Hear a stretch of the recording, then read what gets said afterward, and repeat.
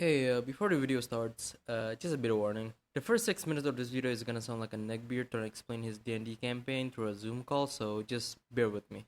Spider-Man is florking weird, and I'm pretty sure a lot of people would agree. But I don't think he's weird because he has freaky spider powers or the fact that he has two girlfriends at the same time. Fucking man whore. You see, I think he's weird because he somehow could afford being Spider-Man. Specifically, he could afford all of his webs, gadget, and rent. Cause I don't know about you, but this and this cost money. If you're shooting ropes like that around New York, your sack's gotta be pretty full. In more ways than one. Hey, he said it himself, okay? It's not easy making that much webbing. Hey guys, welcome back to my channel where I talk about whatever I want, whenever I want. So don't talk to me why I only upload 2 videos per year. I just do. But hey, if you want me to upload just a bit more this year, maybe subscribe. I don't know, seeing the number on my YouTube channel gives me that much more motivation to upload 3 videos per year instead of 2. Now, of course, to estimate the total cost of his gadgets, we need to find his most used utility, his webs. And since we're talking about the cost of making it, we obviously won't be talking about Tobey Maguire's Spider-Man. Sorry Toby, but hey, at least you have your own emote in the game. That's kinda cool, right? Now, based on the MCU wiki, the web cartridges are made out of CO2 cans, so we're gonna use 25 grams of CO2 cans as reference. That means each cartridge can hold 35 milliliters of web fluids. Since Spider-Man used his webs in many different ways, including but not limited to swinging, fighting, holding buildings, trapping, and shooting, in average, Peter would burn through about 10 to 16 cartridges a day. For the ratio, we'll make it 90 to 10 of solvents and solids. So for a single cartridge of fluids, we need about 31.5 milliliters of solvents and 3.5 grams of solids. The solvents are toluene, methanol, carbon tetrachloride, and ethyl acetate. Acetate? Putting ass on Andrew Tate. Also, ethyl is kinda ironic because Andrew Tate, not a lot of ethics in that guy. Anyways, for the solids, it's salicylic acid and potassium carbonate. So that's 4 solvents and 2 solids. If we have 2.5 liters of every solvent and 550 grams of each solids, and we divide them using the amount we need to make 1 cartridges, we would get 310 cartridges of web fluids, which should be enough for a month. Now, for the fun part of the video, counting all the costs. In total, that's $2,284.35 for webs alone. If we include the cost of maintenance, rent, food costs, education, yeah, student loans isn't the only thing digging in his private web maker. But surely he could afford it, right? Well, let's find out. Now, based on what I know, which is usually from films and games, he has 3 jobs so far. His first job, Daily Bugle's freelance photographer, which Jonah would pay around $150 to $250 per photo. So if Parker took photos of himself in his skin-tight suit and sells it to Jonah, okay, who the fuck wrote this part? He would get paid about $1,500 to $2,500 if he's able to sell 10 photos per month. His second job, a teacher and or teacher assistant at Empire State University. Based on the average salary of New York City, he'd be paid around $5,000 to $6,500 per month if he's a teacher. Even less if he's an assistant. You know, for someone who's tasked with educating the future adults, you'd think they'd be paid a lot more. His third job, a lab assistant, specifically for Dr. Octavius. But sadly, that didn't last long, because Resident Tentacles went batshit insane, which in turn made him go to jail. Parker would get paid about $3,958 a month. Hey, so apparently new information just came in, and he had a 4th job. Now, before you cut off my head, let me explain. His 4th job was a teacher at Brooklyn Vision High School. In the beginning of Marvel Spider-Man 2, we could see that Peter was teaching a class, but was soon rudely interrupted by Sandman. Now, I know what you're saying. Conroe, why oh why did you not mention that he's a teacher at Brooklyn Vision High School? First off, you fungal fed fish finger fuck. It's my video. I get to decide whatever the fuck I want. Second, I said was, not is. After Spider-Man was done dealing with Sandman, he returned to Brooklyn Vision High School, only to be met by the principal, telling him that he's fired. Apparently, when a giant man made out of sand attacks the city, teachers are supposed to look after their class, instead of suspiciously going to the bathroom for the 12th time. You see, the reason why I didn't mention it is because I don't think he worked there long enough to even acquire a paycheck. And even if he did, his pay grade would be lower compared to what he would get if he continued to work with Dr. Octavius. Now, even with his most highest paying job, he still can't afford being Spider-Man. The average rent cost in New York is $4,000 a month. Combining that with the cost of food, his sticky side gig, and college, Financially speaking, he can't afford being Spider-Man. The only way he could afford his unusually sticky side gig is that if he works for Tony Stark. Here's the problem though. Both in the games and cinematic universe, they're kinda absent. In the games, Spider-Man doesn't really talk to the Avengers, let alone Tony Stark. And in the cinematic universe, unless you've been living under a rock, you'd probably know why.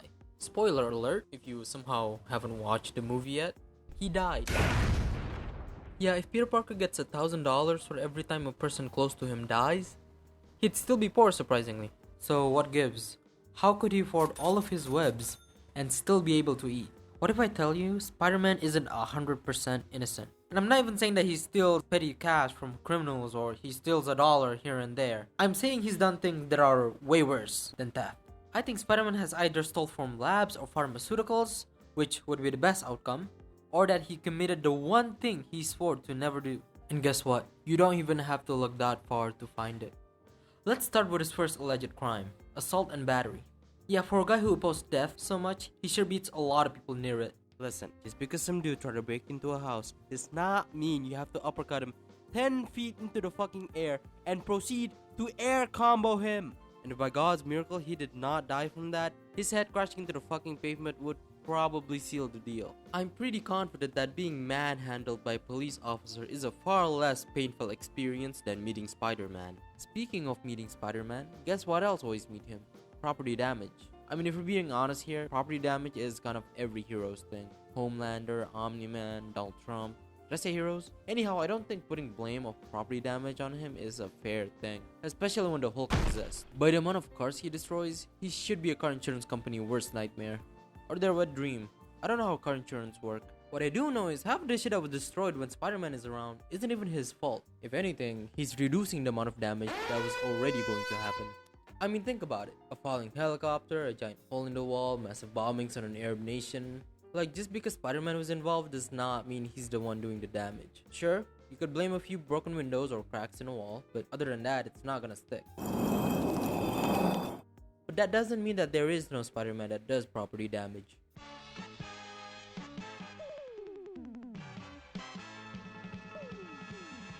Meet Tokusatsu Spider-Man, the illegitimate child of Marvel and Toei. Fun fact, Toei Spider-Man is actually one of the first shows to have a giant mech fighting monsters, pioneering the way for Super Sentai. So, technically speaking, Power Rangers has Megazords because of Spider-Man. Another fun fact, this guy's moral is even shakier compared to your mom's bedroom whenever I came to visit. And with a nickname called Emissary of Hell, you could probably guess he's not that friendly.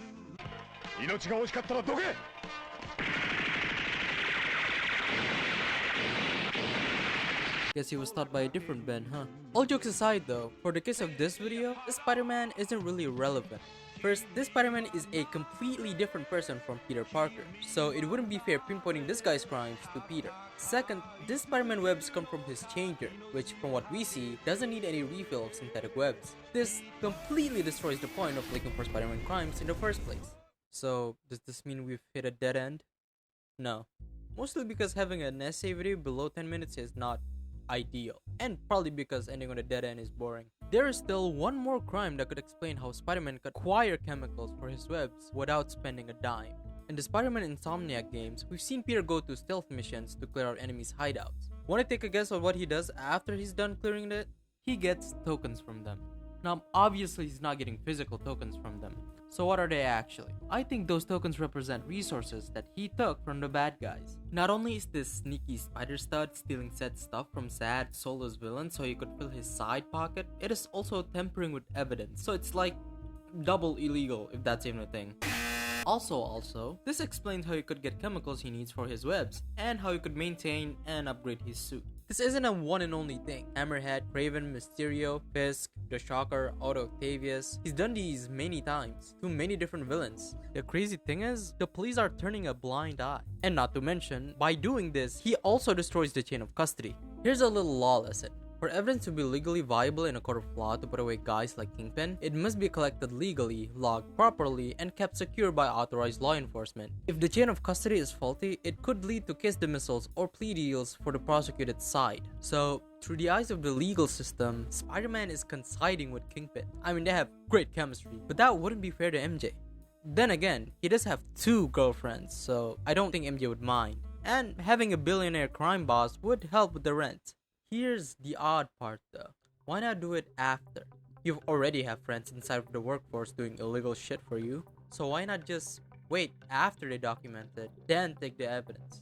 By taking it before they could document it, you are legally making it harder to put Kingpin behind bars. Unless that is what you want. You want criminals that you steal from to get out early, or hell, not even spend any jail time, just so you could steal from them again. That way, you don't have to worry about spending money on webs and gadgets. By not waiting, the cycle continues, and you don't want the cycle to end, because you benefit from it. The thing is, I can't really blame him. I mean, look at his circumstances. Needing to pay rent, having mouths to feed, being Spider-Man and mentoring another. You gotta cut corners somewhere, right? And you can only live off of hot dogs and handouts for so long. But even if Peter was in the brink of death, I don't think he would do something against his morals. That's why I think he's doing it subconsciously. Let's be real. If he knew that taking the tech before it's documented helped the criminals, he wouldn't even bet an eye on the thing. That's why I think his subconscious mind is intentionally blocking him from thinking that it helps the criminals. Moral credentialing. A psychological phenomenon where a person's previous good deeds or virtuous behavior subconsciously license them to subsequently act in a selfish way. We know that Peter does a lot for New York. He does life-threatening stuff only to be occasionally appreciated, and that's on a good day. He's broke and tired sometimes. It's possible that Peter's subconscious mind is trying to sway him away from thinking that if I take this, it could mean I'm helping the bad guys by messing with the evidence, into I've done so much for the city, taking a few stuff from bad guys won't make that much of a difference, right?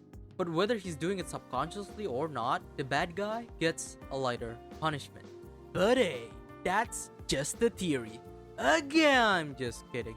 This meme is overused. As always, if you got something you want to add, or you think I've made a mistake somewhere in this video, please put it down in the comments, and I will see you hopefully soon. Tada!